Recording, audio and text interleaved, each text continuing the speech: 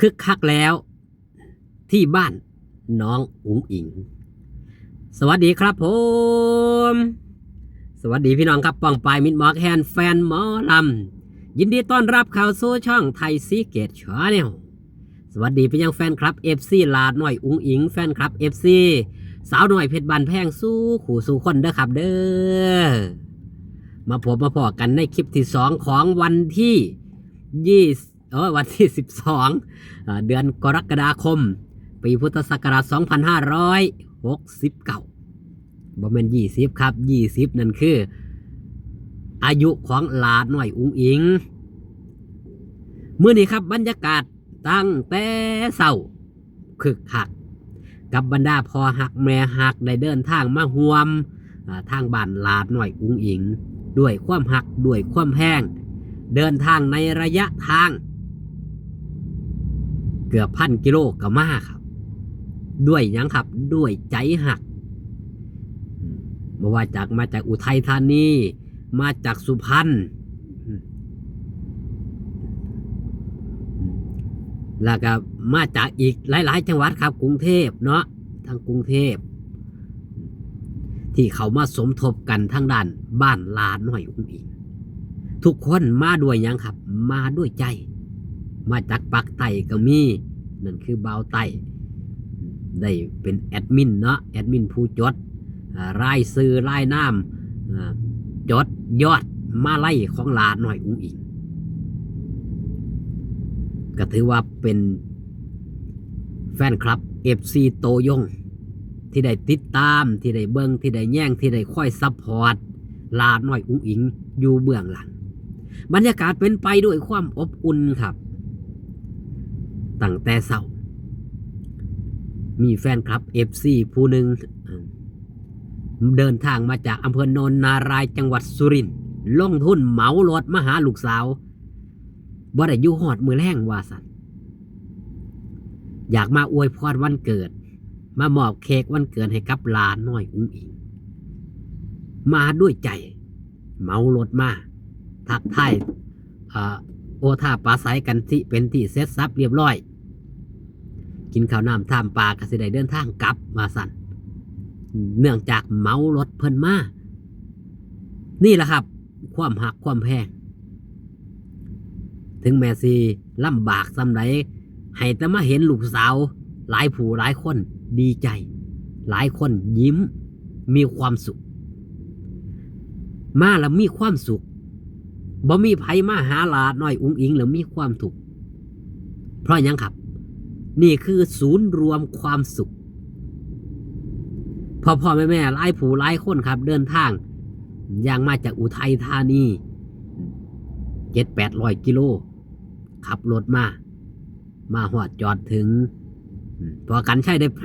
ไปสัมภาษณ์ครับเป็นจังไหนคือหักหลานน้อยอุ๋งอิงเพราะว่าทางด้านหุ้น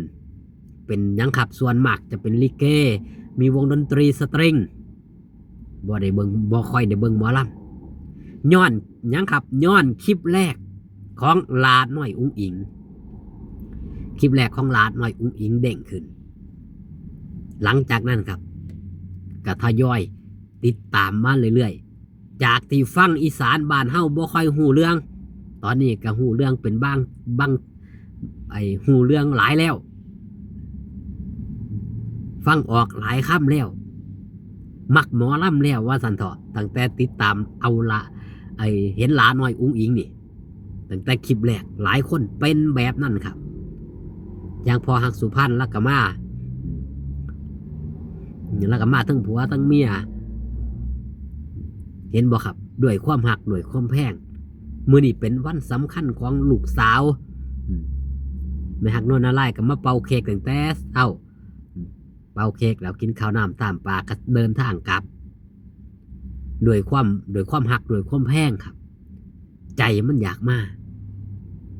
บ่มามันตะคิดตะขวงใจ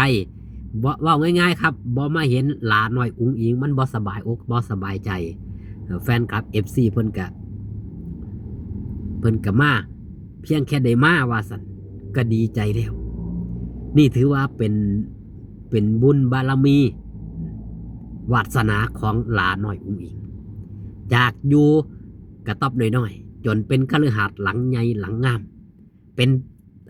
ที่รองรับมิตรหมอแคนแฟนหมอลำทั่วสารทิศที่บ้านหอบฝันถือว่าเป็นบ้านศูนย์รวมแห่งความสุขหลาน้อยอุ้งอิงนี่ก็ถือว่าถ้าเปรียบเทียบเนาะก็เป็นรัฐมนตรีแห่งความสุขเพราะว่าไปมองได้แฟนคลับ FC ก็ห้องหุ่มจังไปจังหวัดใดก็ตามผู้รักผู้ใหญ่ก็ให้ความเมตตาให้ความหักความแพงมือแรงมีหมอลำซิ่งวงใหญ่เป็นวงของทางด้านอาจารย์ตั้มเนาะอาจารย์นำทีมงานอาจารย์ตั้มนักครินทร์เป็นผู้นำทีมงานคณะหมอลำซิ่งที่สามารถสร้างความสุขสร้างความสนุกสนานให้มิตรหมอแคนแฟนหมอลำได้เบิ่งมือแรงนี่ล่ะหลังจากเสร็จสิ้นจากหมอลำซิ่งมืออื่นก็เป็นมือตักบาตรพอมืออื่นเป็นมือวันคล้ายวันเกิดของหลาน้อยอุ้งอิงอย่างเป็นทางการมื้อนี้คือผู้ใดอยากสิอวยพรก่อนก็อวยพรก่อนมื้ออื่นสิเป็นมื้อสำคัญค่ำคืนนี้ล่ะเพิ่นสิได้เป่าเค้กล่วงหน้าในช่วงประมาณตีหนึ่งตีสองเนาะโดยประมาณหมอลำซิ่งเลิกโดยประมาณครับมันกสิหุครบรอบหมอลำซิ่งใกล้สิเลิกพอดีละเป่าเค้กลาน้อยอุ้งอิงกะเตยล่าเป็นที่เสร็จเป็นที่จบล่อที่สิใส่บาตรใส่พกมืออื่นเศร้าต่อไปก็ถือว่าเป็นยังครับเป็นมือแห่งความสุขของพ่อหักแม่หักบ้านหักหลายๆหลังที่มาตุ่มมาโฮมกันล้วนแต่เป็นยังครับล้วนแต่เป็นครีเอเตอร์เรายูทูบเบอร์หลายผู้หลายคนกับจากคนที่บ่เคยถ่ายคลิปเป็นถ่ายคลิปบ่เป็นเลยถ่ายคลิปเป็นก็ย้อนลาน้อยอุ้งอิงนี่แหละหลายคนเป็นแบบนั้นครับจากคนที่ย่านกล้องกลายเป็นคนที่ต้องออกหน้ากล้องมันเป็นไปได้ครับสำหรับหลาน้อยอุ้งอิงเป็นที่อัศจรรย์สมกับฉายาครับสาวน้อยมหัศจรรย์สร้างตำนานมากมายให้กับวงการหมอลำเข้ามาบ่จักปีเป็นหมอลำเป็นดาราเป็นพรีเซนเตอร์ขอบคุณพี่น้องครับป้องปายมิตรหมอแคนแฟนหมอลำที่มาเบิ่งมาแย่งพ่อกันคลิปหน้าสบายดีครับผม